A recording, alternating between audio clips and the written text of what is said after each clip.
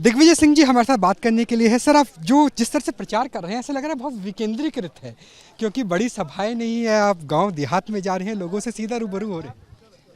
मैंने हमेशा चुनाव ऐसे ही लड़ा है और एक मेरा जो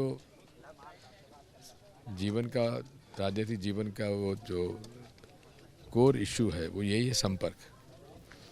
जब तक संपर्क नहीं होगा राजनेताओं का तो राजनीति बड़ा मुश्किल है। तो इसलिए मैं हमेशा संपर्क, संवाद, समन्वय, सामंजस्य, सकारात्मक सोच उसी पर मैं करता हूँ और मेरा सोच विकेंद्रीकरण का है। मैं मुख्यमंत्री था तो अधिकार मैंने पंचायतों को, ग्राम सभा को दे दिया। जब मैं चुनाव लड़ रहा हूँ तो सारे अधिकार मैंने पोलिंग बूथ को दे दिया।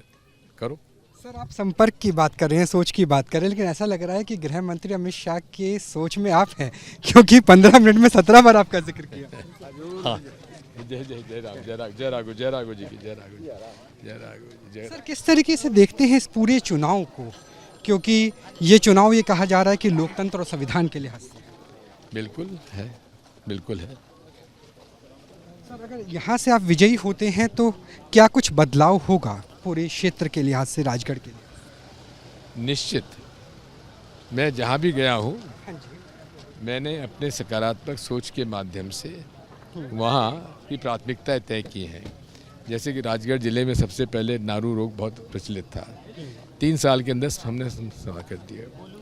यहाँ शिक्षा का स्तर बहुत कमज़ोर था, गांव-गांव हमने शालाएं खुलवा दी थी, लड़की पढ़ने नहीं जाती थी, अब लड़की यहाँ। रोजगार के नए अवसर आएंगे, रोजगार के अवसर परिवर्तन अगर होता है तो। रोजगार के अवसर तब आएंगे जबकि ये सरकार, मौजूदा सरकार, छोटे और मध्यम उद्योग व्यापार को प्रोत्साहित करे।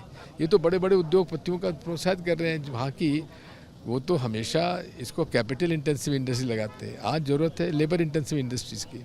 तो सर, लेकिन 400 पार की बात आ रही है, 227 वो संविधान बदलना चाहते हैं। दिग्विजय सिंह जी हमारे साथ बात करने के लिए है। सर, आप जो जिस तरह से प्रचार कर रहे हैं ऐसा लग रहा है बहुत विकेंद्रीकृत है, क्योंकि बड़ी सभाएं नहीं है, आप गांव देहात में जा रहे हैं, लोगों से सीधा रूबरू हो रहे हैं।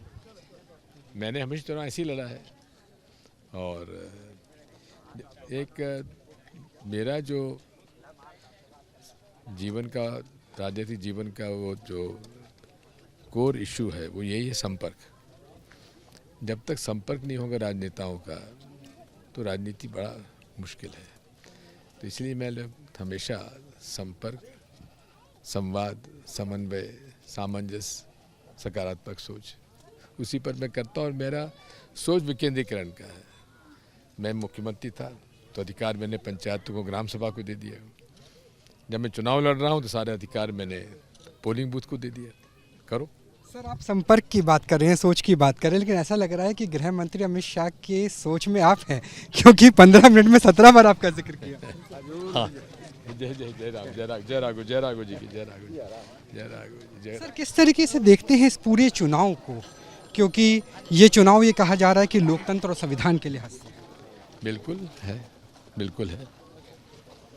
सर, अगर यहाँ से आप विजयी होते हैं तो क्या कुछ बदलाव होगा पूरे क्षेत्र के लिहाज से, राजगढ़ के लिए? निश्चित। मैं जहाँ भी गया हूँ हाँ जी। मैंने अपने सकारात्मक सोच के माध्यम से वहाँ की प्राथमिकताएं तय की हैं। जैसे कि राजगढ़ जिले में सबसे पहले नारू रोग बहुत प्रचलित था, 3 साल के अंदर हमने समा कर दिया। यहाँ शिक्षा का स्तर बहुत कमज़ोर था, गांव-गांव हमने शालाएं खुलवा दी थी, लड़की पढ़ने नहीं जाती थी, अब लड़की यहाँ। रोजगार के नए अवसर आएंगे, रोजगार के अवसर परिवर्तन अगर होता है तो। रोजगार के अवसर तब आएंगे जबकि ये सरकार, मौजूदा सरकार, छोटे और मध्यम उद्योग व्यापार को प्रोत्साहित करे। ये तो बड़े बड़े उद्योगपतियों का प्रोत्साहित कर रहे हैं वहाँ की, वो तो हमेशा इसको कैपिटल इंटेंसिव इंडस्ट्री लगाते हैं। आज ज़रूरत है लेबर इंटेंसिव इंडस्ट्रीज़ की। तो सर, लेकिन 400 पार की बात आ रही है, 227 वो संविधान बदलना चाहते हैं। तो संविधान बदलना चाहते ही आरोप सीधे तौर पर बीजेपी के ऊपर लगाया गया है। दिग्विजय सिंह गांव-गांव घूम करके प्रचार कर रहे हैं, कह रहे हैं मेरा कोई स्टार प्रचारक नहीं है, मैं तो खुद ही अपना प्रचार खुद करूंगा, और इसी विकेंद्रीकृत प्रचार के सहारे वो राजगढ़ को जीतना चाहते हैं। यानी राजा की कोशिश है राजगढ़ को जीतने की। कैमरा सहयोगी जयराम के साथ राहुल डबास, न्यूज़ नेशन, राजगढ़।